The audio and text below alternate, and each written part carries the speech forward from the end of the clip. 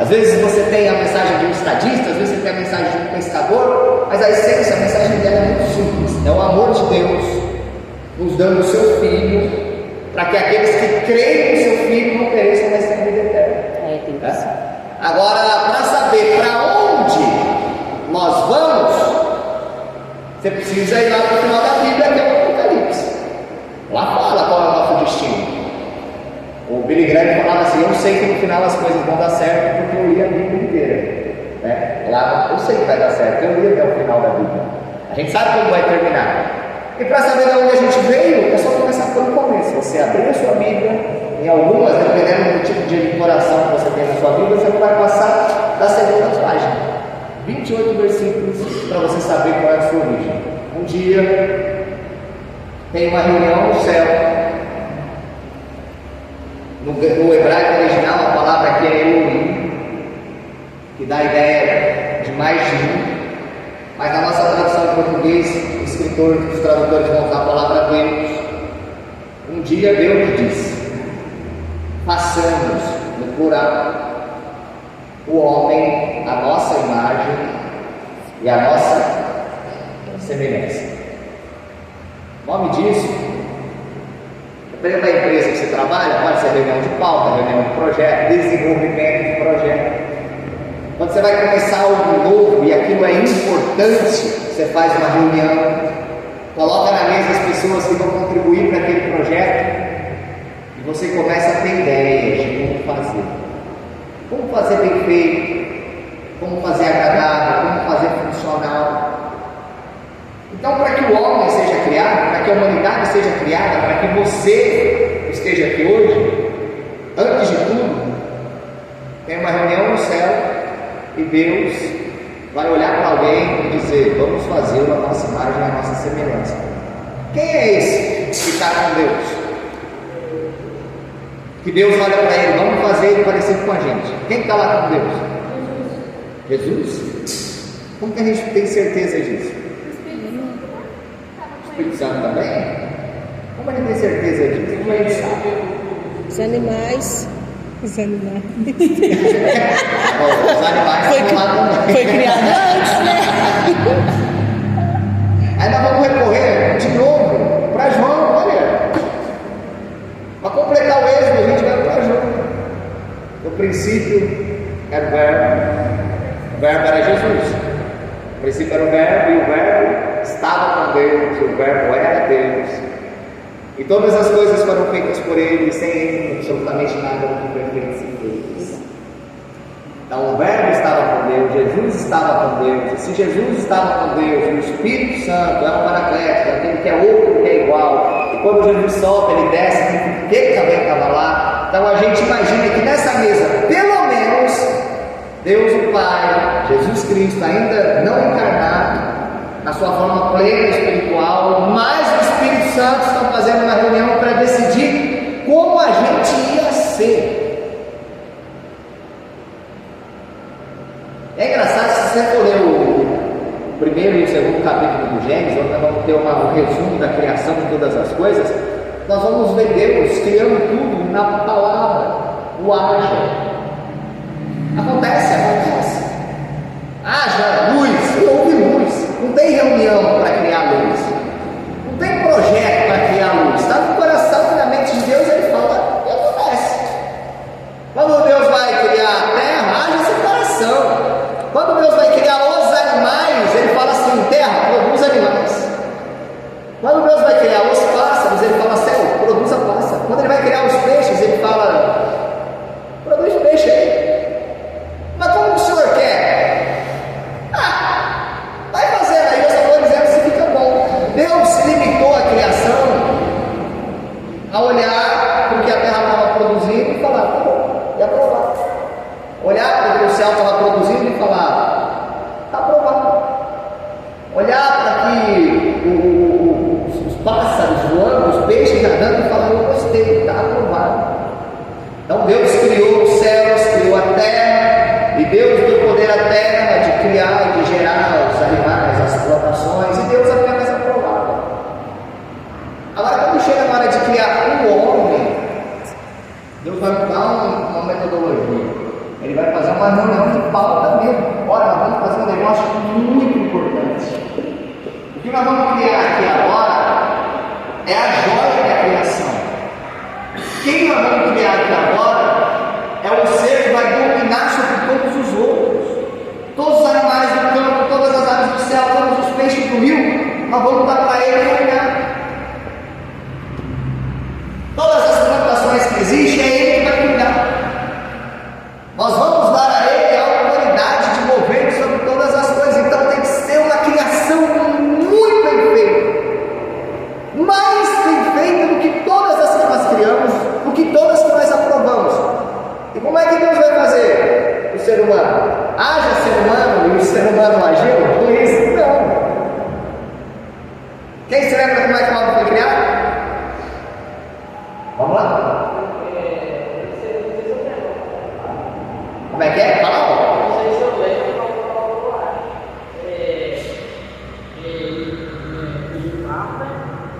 daí começou a mudar nós, aí quando ele acabou de mudar, ele achou que não é Você lembra bem? É exatamente isso. Deus, imagina, Deus dobrando a manga da roupa assim. Deus é espiritual, mas vamos imaginar para a gente entender. Deus dobrando a manga das suas vestes, colocando a mão no barro, pegando uma porção de barro e esculpindo com as mãos. Sabe o que você faz quando você toca alguma coisa? O que você deixa nela? Mancha, marca. A impressão, você deixa a sua impressão digital. A intenção de Deus quando cria o homem é deixar exatamente isso: marcas, impressões digitais. Quando Deus nos estuda, Ele deixa em nós as suas próprias impressões digitais. Nós estamos carregados de impressões digitais do próprio Deus. A gente foi tocado por Deus na origem. Então, quando aquele bonequinho está pronto, Deus vai lá, analisa, ok, mas é um boneco de barro, não tem vida, só um boneco. Deus vai gerar dentro de si. Vocês pensam aí, Deus gerou dentro de si alma vivente, fôlego de vida, espírito, como você queira chamar.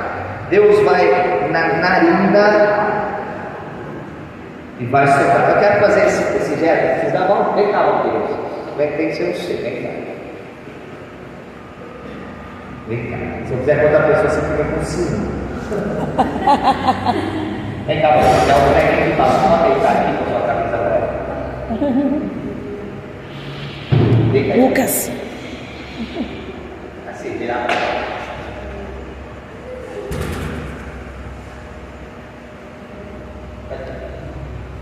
Então, isso aqui vamos supor que é o Adão. Esse Adão está muito bonito. Ó, que Adão é. O Adão está aqui. Aonde é que Deus vai soprar fôlego de vida? As narinas. As narinas, onde fica a narina? Nariz. Dá para soprar daqui? Não. Dá para soprar daqui? O que tem que fazer? Muito bem. Você vai ter que chegar no nível. O que Deus fez com você, na sua origem, na sua criação, Deus vai te dar. E quando Adão abriu os olhos, qual foi a primeira coisa que ele viu? Mais do que Deus, olha os olhos de Deus. Obrigado, pode levantar a mão agora. Então Deus vai soprar e Adão vai abrir os olhos e ele vai ver os olhos de Deus. Deixa eu falar uma coisa sobre os olhos de Deus. E aí eu vou colocar ali que você gosta tanto. Quando João, que você gosta, não foi combinado com vocês, não. Então, quando João, ele vê o Jesus glorificado, não é mais Jesus pregado na cruz, Jesus glorificado, é Jesus que reflete em plenitude a glória de Deus.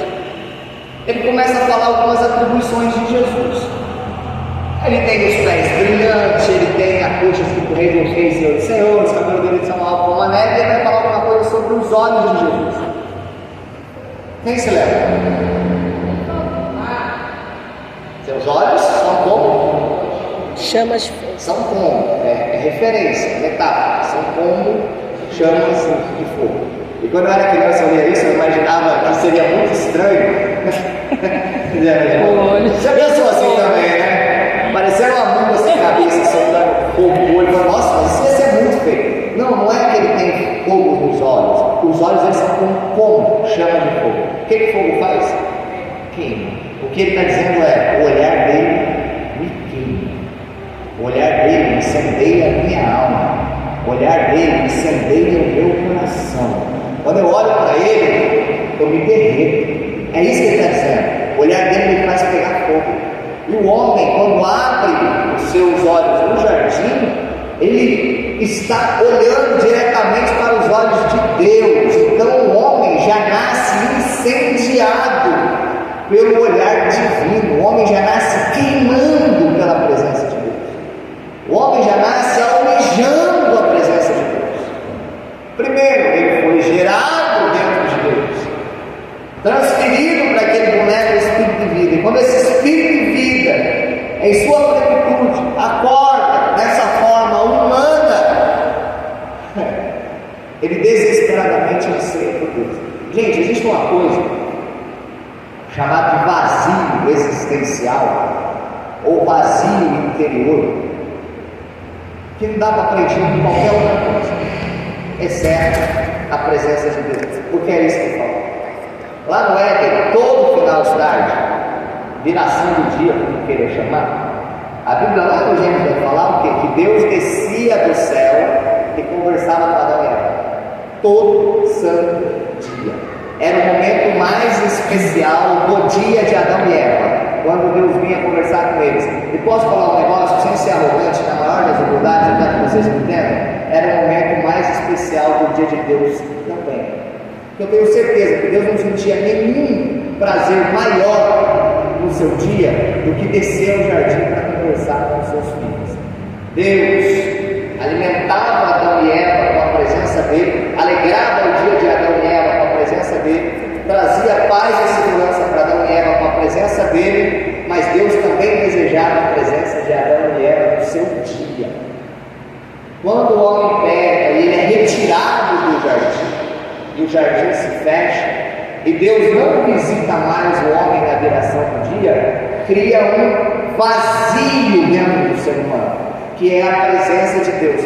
Como que o homem tenta preencher esse vazio? Qual que é a forma mais efetiva que nós temos ainda hoje para preencher o vazio que ficou na ausência que nós deixamos de ter, ou a ausência que bateu sobre nós por causa da queda do jardim?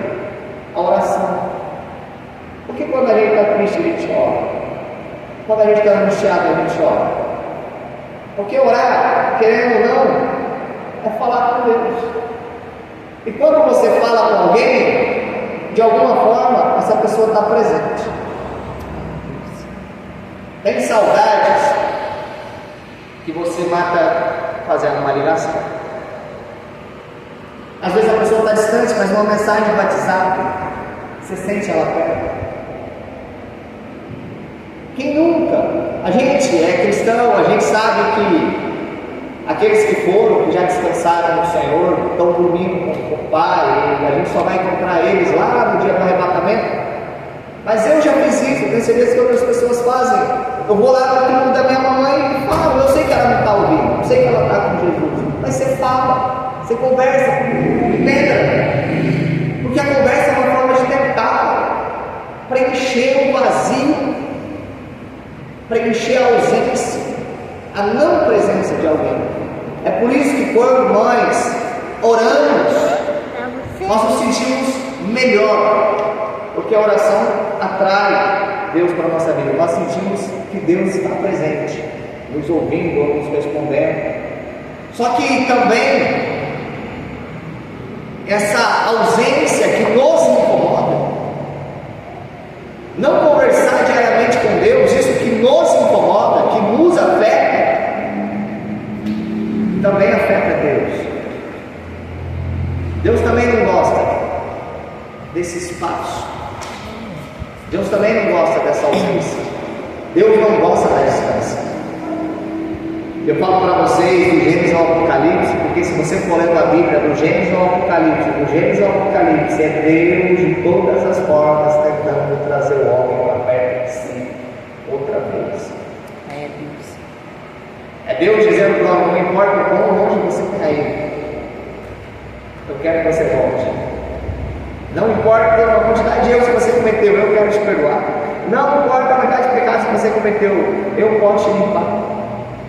Quando Adão e Eva pecam, Deus vai lá conversar com eles estão apavorados, porque quando eles pecaram, eles perderam a inocência, eles viram que agora tinha decaído, eles perceberam que eles estavam no mundo do jardim, e eles ficam desesperados: o que vai fazer, o que vai fazer, o que vai fazer, e eles se escondem.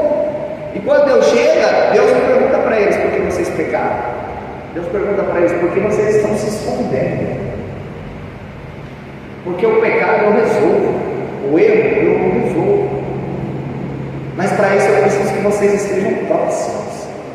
Vocês escolheram se afastar, se esconder. E nós estamos lá, desde o Éden, se escondendo de Deus, nos cobrindo com folhas de figueira, nos afastando dele, seja por medo, seja por receio, seja por covardia, nos afastando de Deus, afastando de Deus. E aí vai criando esse afundo dentro da gente, um vazio que nada prende. Vocês ainda são muito jovens, vocês ainda vão ver muitas coisas, mas nós temos um ou outro aqui que já teve alguma experiência de vida. Eu não sei quantos já viveram isso, mas de tá tudo bem, tá sorrindo, tá feliz, mas quando a luz do quarto apaga, você tá lá só tu e o travesseiro, o sono não vem, o que vem é a lágrima, uma tristeza que você não sabe explicar de onde vem. Você não sabe falar por que está daquele jeito.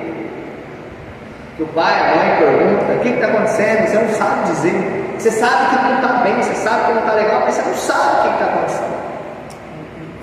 Eu não sei de onde é essa tristeza, mas eu estou triste. E muitas vezes esse buraco só pode ser preenchido com uma experiência muito íntima e pessoal com o sobrenatural, com o Deus. Porque Deus nos dá entendimento de quem nós somos, entendimento do que nós podemos ser, entendimento do para onde nós estamos indo. Só que hoje, eu estou falando agora diretamente com vocês que são mais jovens, eu tive a minha fase dentro da igreja. Meus pais se casaram em 82, eu nasci em 84 e nunca saí da igreja. Eu cheguei nos 40 anos, então eu vivi a minha infância na década de 80 dentro da igreja, minha adolescência foi na década de 90 dentro da igreja. Eu sei como é ser jovem dentro da igreja, eu sei como é ser adolescente dentro da igreja, eu sei como é ser criança dentro da igreja, eu sei de todas as dificuldades inerentes a isso, mas eu também sei que era mais fácil naquela época do que hoje. Verdade. E eu tenho assim um enorme orgulho bom, de entrar numa igreja, numa reunião como essa, e olhar para vocês e ver aqui esse grupo de jovens que, apesar dos pesares, apesar de tudo que o mundo tem oferecido, fizeram a escolha de permanecer dentro da casa do Pai. É muito difícil hoje fazer essa escolha, porque as opções são muito variadas. A gente tinha escolhas quando tinha idade de vocês? Tinham, mas eram menores. A gente tinha oportunidade de fazer coisa errada? Tinha, mas estava trabalhando. A gente tinha oportunidade de ver o que não devia? Tinha, mas era muito dificultoso, era muito difícil. Sabe disso, né? Dava trabalho. Queria ver uma coisa errada, dava trabalho. Hoje está tudo na palma da mão. 2 cliques. A gente tem um celularzinho na nossa mão, a gente tem na tela de um notebook que quando você aperta a luzinha se acende, o mundo está acessível a você e você está acessível ao mundo. Então eu sei que hoje as dificuldades aumentaram e que os desafios que vocês têm vivido são maiores do que os que a gente viveu. Vocês lidam com situações mais difíceis do que a que nós lidamos. Uma das situações mais difíceis que eu vejo hoje, e que tem criado uma enorme dificuldade para a nossa juventude, é que o mundo, quando eu digo mundo, eu não estou dizendo no sentido pejorativo, não, estou dizendo o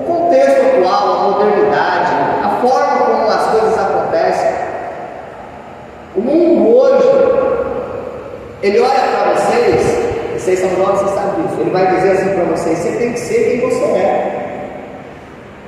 Você tem que ser quem você é. Você não tem que seguir a regra de ninguém. O que teu pai fala, ó para ele. O que tua mãe fala, ó para ela. Ah, você vai na igreja, você escuta lá o que o seu pastor fala, o seu pastor não tem nada a ver com a tua vida. Ah, Bíblia, você lê Bíblia? Nossa, é um livro que tem milhares de anos. Bíblia, hoje a gente escuta palavras como livro retrógrado, livro misógino, livro machista, livro fascista, livro atrasado, livro tóxico. Você tem tudo isso. Você vai seguir a Bíblia, é um monte de regra, é um absurdo, que isso? Não. A Bíblia te trata, você tem que ser quem você é. Esses dias eu ouvi um testemunho de um testemunho, eu chamo de testemunho reverso. Ela disse assim: a melhor coisa que aconteceu na minha vida foi sair da igreja. Porque quando eu saí da igreja, todas as minhas algemas caíram. E quando eu saí da igreja, eu ganhei liberdade para fazer o que eu queria. E certas coisas que ela queria fazer, a igreja não permitia. As algemas da igreja não permitiam. Então, não está dizendo isso para você. Seja quem você é. O que você gosta? Vai lá e faz. O que você acha? Vai lá e acha. O que você é? Vai lá e seja. Só que ao mesmo tempo que ele diz para você ser quem você é, a todo momento ele fica te apresentando uma opção diferente. Estou falando bobagem? Todo dia ele te apresenta uma coisa nova para você ser. Você pode ser isso, você pode ser isso, você pode ser isso, você pode ser isso, você pode ser isso. Seja o que você é, mas olha só. Você pode ser isso, hein? Aí você fala: eu acho que eu sou isso. Aí amanhã ele fala: você tem certeza? Você não quer ser isso? Aí amanhã ele fala: não, tem uma outra opção aqui para você. Não, eu acho que você tá. Ó, tem essa outra coisa aqui. E como é que você vai ter uma identidade, ser quem você é, se todo dia o mundo quer que você seja algo diferente? E se todo dia você é obrigado a viver algo diferente, não no bom sentido da coisa, significa que você nunca vai ter uma identidade construída. Você nunca vai ser quem você é de fato. Quem eu sou depende de contexto social, depende de demanda. Quem trabalha aqui já? O que você é no seu trabalho? Eu sou aprendiz, eu faço acompanhamento, sabe, RH. RH. Eu me vou de bom. Hoje ela disse: hoje eu sou aprendiz, faço recrutamento de RH. Isso é quem você é o que você está fazendo hoje. Se Deus quiser, você vai fazer. Logo você vai deixar de ser aprendiz. Você não vai dizer mais: sou um aprendiz, porque você já cresceu, você já evoluiu. Quem mais trabalha? Lá o Paulinho. Pauliano. Pode ser. O que você faz? Eletricista. Quem mais? Eu sou caminhoneiro. Carreteiro. Merendeiro.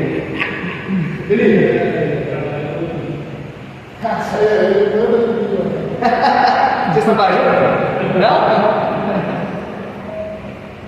Trabalho com logística. Mas a logística não define quem eu sou. Sou caminhoneiro, mas não é o caminhão que define quem eu sou. Sou eletricista, mas não é o fato de ser eletricista que define quem eu sou. Isso é uma atribuição que eu faço. É o que eu estou no momento.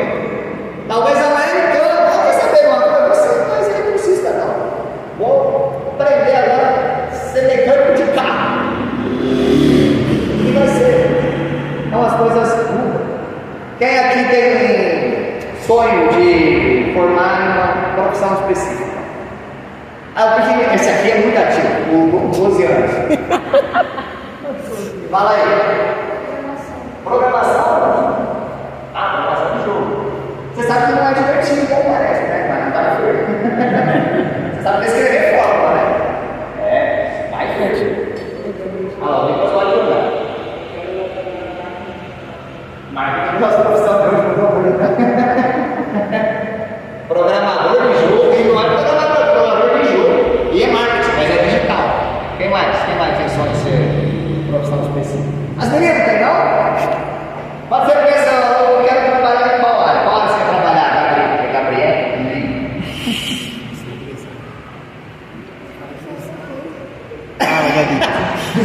Ó, eu amei isso. Fala que essa empresária, ela falou, eu quero ser outra coisa. Ela já sabe. Eu sei que ela tem um sonho. Não sei O que você quer ser, empresária. Davi? E você? Olha, ela quer ser policial. Oi. Lascou. Eu já vou mudar a postura e falar, machar a mão do vai cair. Isso aí, precisamos de mãos policiais. E você, que tá toda quietinha aí? Olha, toda elegante aí, ela até me olhando pro lado. Toda tímida. E você? Médica? Já sabe que área? Não? Ela quer ser médica. Isso define quem vocês são? Talvez tenha a ver com vocês. Eu gosto de cuidar de pessoas. Pode dar um irmãozinho? Pode. Eu gosto da ordem, eu gosto das coisas organizadas, eu gosto da justiça. Posso proteger as pessoas. Pode dar um irmãozinho para ser policial? Pode jogar.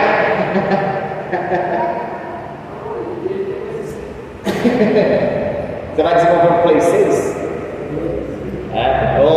Gosto do marketing digital, da criativo. Gosto de trabalhar com cores, mídias, edição. São coisas que pontuam,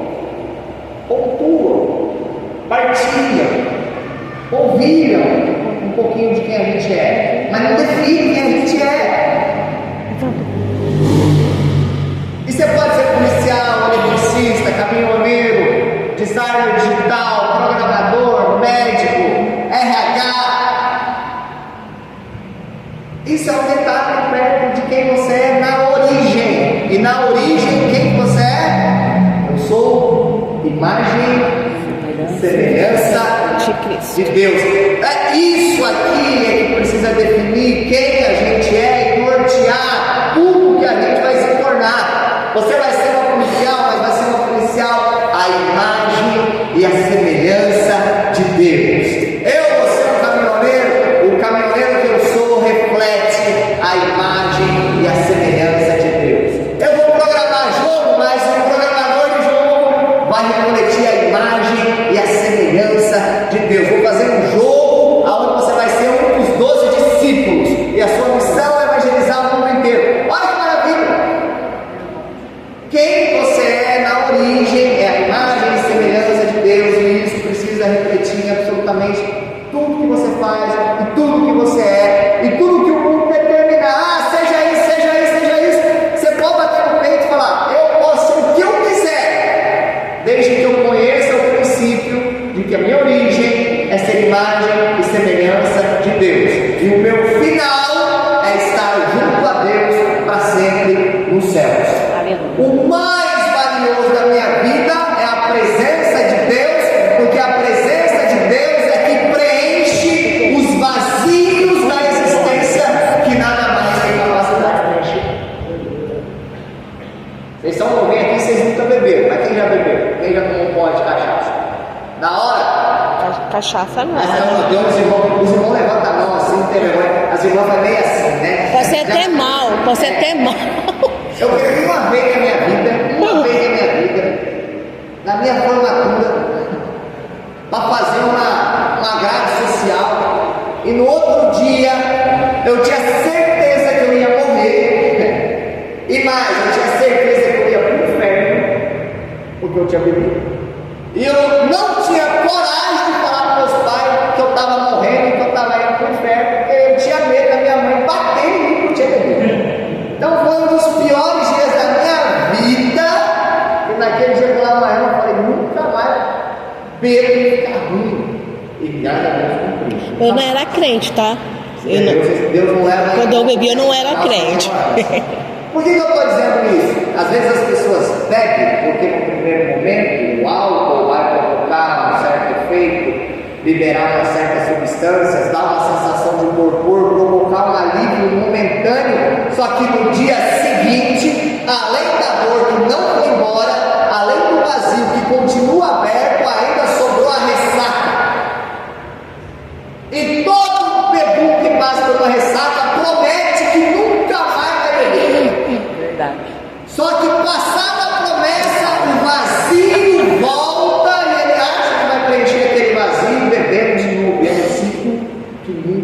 Enfim, eu me lembro de um dia, a gente foi trabalhar lá na Network, a gente foi trabalhar para montar umas estruturas no final de semana, e deu tudo errado, deu tudo muito errado.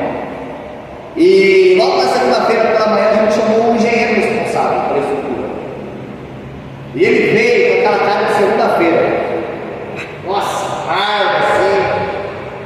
Aí ele sentou no paralelepípedo que a gente tinha para colocar a montagem. Aí ele olhava para aquilo lá e fazia assim, batia na cabeça e falava: ah, desgraça! Ah! Enquanto isso, um ajudante estava ajudando a carregar o caminhão lá, um ajudante da logística, carregando o julgamento pesado nas costas. Segunda-feira pela manhã, 7 horas da manhã, carregando o julgamento nas costas, desse jeito. Aí o engenheiro sentado olhou para mim, e um outro inspetor que era crente também falou assim: a felicidade desse cara vai estar me incomodando tanto. E aí o outro inspetor olhou para ele e falou assim: isso aí é a diferença de quem passa o final de semana na igreja se enchendo de Deus e quem passa no mundo se enchendo de diabo. É Deus. Deus nasceu. Porque o diabo, se encher dele, é provocar mais vazio, porque a função dele é roubar, matar e destruir. Roubar, matar, quando ele vai embora ele leva. Nunca deixa nada, ele leva. Só deixa mais vazio. Agora Deus preenche os nossos vazios. Deus preenche os nossos espaços. Então, a primeira coisa e a mais importante de todas elas é que nunca se esqueça que nenhum vazio será preenchido por qualquer outra coisa senão a presença de Deus. Glória a Deus. Ah, quem não conhece Deus? Se você entrar numa tribo que nunca teve contato com a civilização humana, que nunca teve contato com nada, eles vão estar adorando o sol, vão estar adorando a lua, vão estar adorando o peixe, vão estar adorando a aranha, vão estar adorando ratas, eles vão estar adorando alguma coisa, porque o ser humano precisa colocar a crença, a fé, as expectativas dele em algo maior que ele, em algo que é sagrado. Por isso ele vai preencher esse vazio deixado pela ausência de Deus. E nós temos acesso a Deus o tempo todo. Só que às vezes, por causa dos nossos pequenos traumas, dos nossos pequenos deslizes, por causa das nossas falhas, por a gente não se achar bom o suficiente, ou para a gente olhar no espelho e não se encontrar, ou não encontrar aquilo que a gente gostaria de ver, a gente vai deixando que essas coisas nos afetem e vai nos afastando de Deus. E a gente se esquece que Deus nos ama do jeito que a gente é. Ah, mas eu estou cheio de defeito. Eu também sou. Mas uma coisa que eu tenho descoberto é que Deus ele não me ama por causa das minhas qualidades. Deus ele me ama por causa das minhas virtudes. Deus me ama pelo pacote completo. O que em mim já é bom, Deus pode melhorar. E o que em mim é ruim, Deus pode corrigir. O que em mim está certo, Deus vai potencializar. O que em mim está errado, Deus vai transformar, Deus vai reverter, Deus vai ter campo de trabalho. Glória a Deus. Eu acho muito bonita a história de Davi. Quando a gente vai falar de Davi, quando a gente vai pregar, a gente pode pregar coisa boa. Nossa, Davi matou o gigante, nossa, Davi derrotou os filisteus, Davi levou a arca maravilhosa. Mas Davi fez muita coisa errada. Muita coisa errada. Se a gente pegasse a ficha criminal de Davi, meu filho, e abrisse ela assim, tem alguém que quer ser advogado? Ela ia fazer um tapete aqui na igreja. Só que quando Deus vai testificar de Davi, ele fala: eu achei Davi um homem segundo o meu coração. Ah, Davi tinha o coração igual de Deus? Não, Deus está dizendo: achei Davi um homem segundo o meu coração. O meu coração procura homens como Davi. Homens perfeitos? Não. Homens com vontade de fazer o certo e que quando fazem errado se arrependem e se voltam para mim. Isso é incrível. Porque quando Davi trouxe a arca da aliança para Jerusalém, fez? Ele fez um salmo.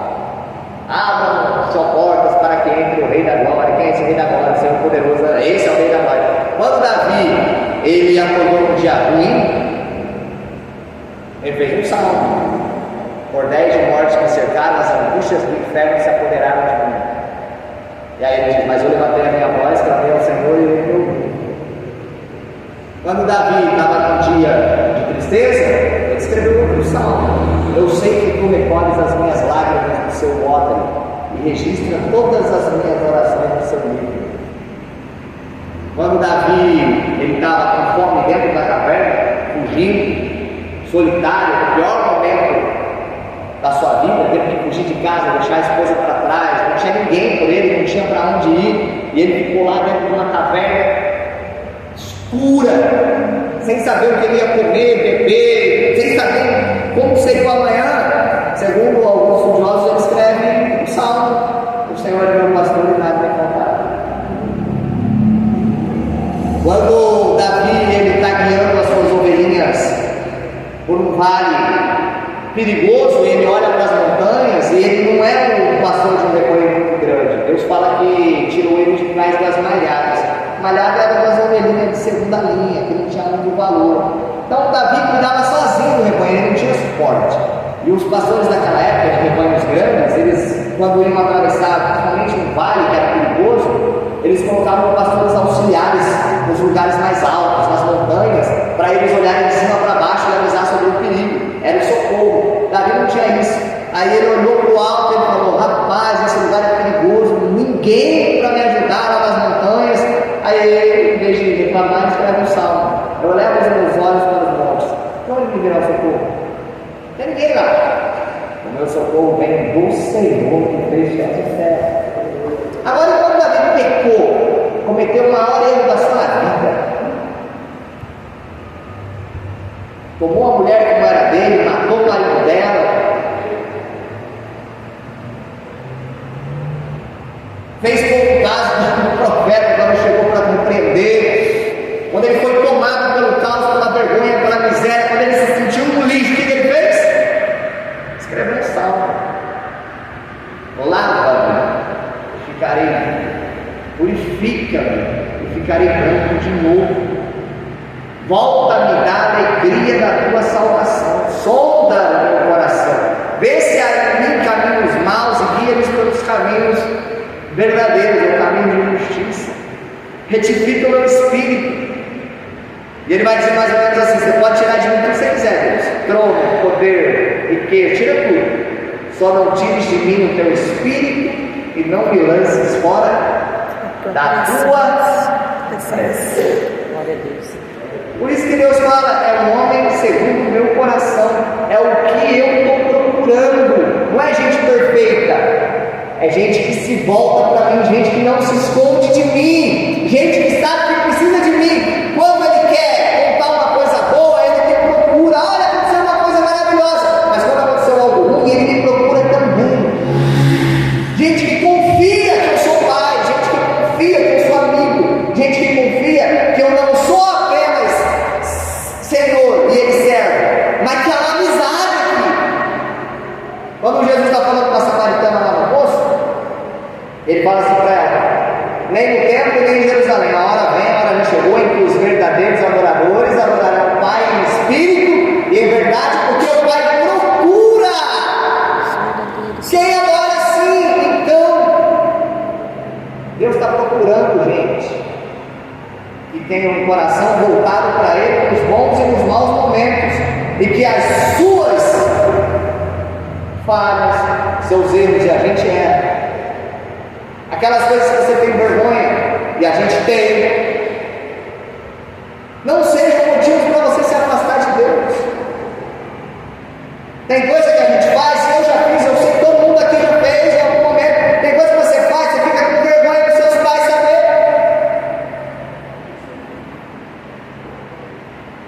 E isso faz mal. Tem coisa que eu, como marido, às vezes faço, eu fico com vergonha da esposa saber, ou a esposa, quando estou mais com vergonha do marido saber. Ou tem coisa que a gente faz, a gente fica com vergonha do pastor saber. Ou tem coisa que a gente faz, a gente fica com vergonha dos amigos saber. Tem mensagem que a gente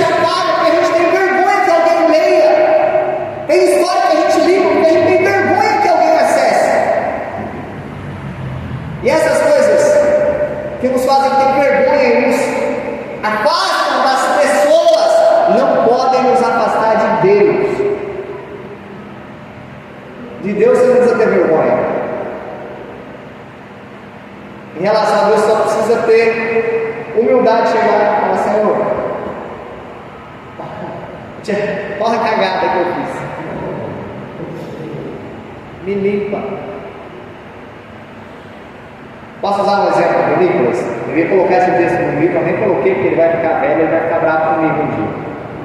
Quando o Nicolas era pequenininho, ele não tinha essa dura. A criança tem, ele não tinha. E eu e o Valquíria achava que a gente era, nossa, a gente era uns pais muito abençoados, né? Nossa, essa criança nunca teve essa dura na vida.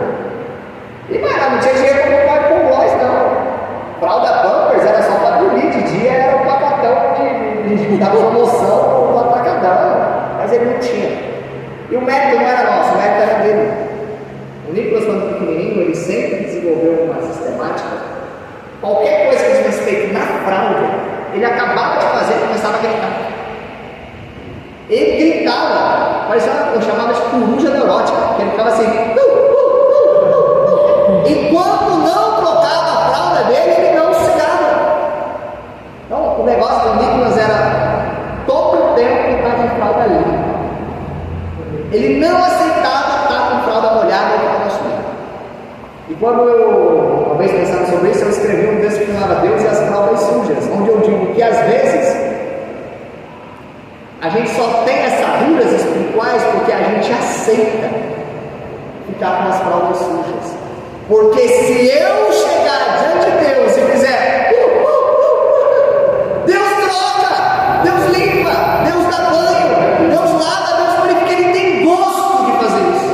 Deus tem gosto de tirar a roupa suja e botar a roupa limpa. Deus tem gosto de tirar a roupa manchada e colocar a veste branca.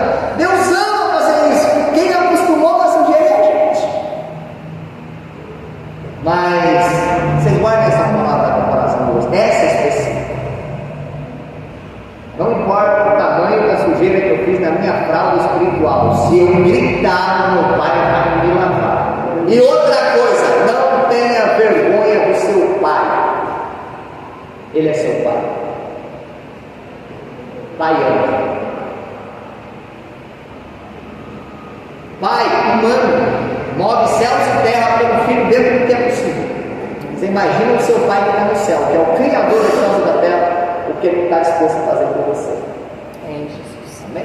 Eu quero fazer só uma interação com vocês, para nós quebrarmos um pouco.